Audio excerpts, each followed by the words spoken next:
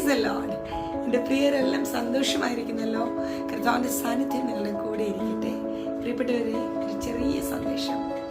ശത്രു എത്ര വലിയ പദ്ധതി നമുക്ക് വിരോധമായി ആവിഷ്കരിച്ചാലും, എത്ര പണം മുടക്കി ചെയ്താലും, എത്ര കാലം എടുത്ത് വളരെ പ്ലാൻ ചെയ്താലും ഞാനൊരു കാര്യം പറയട്ടെ, നമ്മുടെ ജീവന്റെ ഉടമസ്ഥൻ കർത്താവ് ഒന്ന് നോക്കിയാൽ മതി, ആ പദ്ധതി നിമിഷങ്ങൾ കൊണ്ട് താറുമാറാകും. നിങ്ങൾ പേടിക്കൊന്നും വേണ്ട. ആൾബലമില്ലല്ലോ, സാമ്പത്തിക ബലമില്ലല്ലോ എന്നൊന്നും ഓർത്ത് വിഷമിക്കണ്ട. കൂടെ നിൽക്കാൻ ആരുമില്ല എന്നൊന്നും കരുതി പരിഭവപ്പെടണ്ട. നിങ്ങൾക്കായി ദൈവം എഴുന്നേൽക്കും. ശത്രു ചിതറും. ഫറവോനും സൈന്യവും ദൈവത്തിന്റെ സ്വന്തം ജനമായ ഇസ്രായേൽ മക്കളെ തകർക്കേണ്ടതിന് അവരുടെ പിന്നാലെ കുതിച്ചു. എന്നാൽ പുറപ്പാട് പുസ്തകത്തിൽ നമുക്ക് വായിക്കുവാൻ സാധിക്കും, സ്വർഗം തുറന്ന് പിതാവാം ദൈവം അവരെ ഒന്ന് നോക്കിയ നിമിഷം ഫറവോന്റെ രഥചക്രങ്ങൾ താറുമാറായി. നോക്കിക്കേ, എന്നാ വലിയ സൈന്യമായിരുന്നു, എന്തോരം പവറുള്ളൊരു സൈന്യമാ.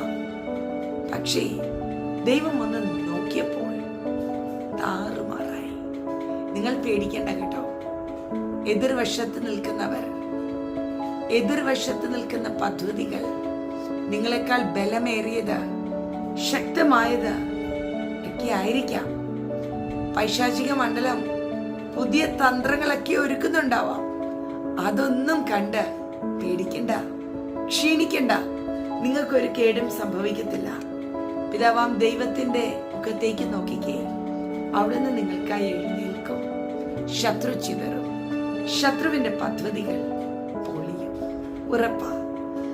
പരിശുദ്ധ പിതാവേ, അങ്ങ് ഞങ്ങളോട് സംസാരിച്ച ഈ ആലോചനയ്ക്ക് നന്ദി. ഞങ്ങൾ അതിൽ വിശ്വസിക്കുന്നു. ഇപ്പോൾ തന്നെ അങ്ങ് ഞങ്ങൾക്കായി എഴുന്നേൽക്കണമേ. എന്റെ പ്രിയപ്പെട്ടവർക്കായി എഴുന്നേൽക്കണമേ. ചിതറേണ്ട ചിലത് ചിതറട്ട, പൊളിയേണ്ട ചിലത് പൊളിയട്ട.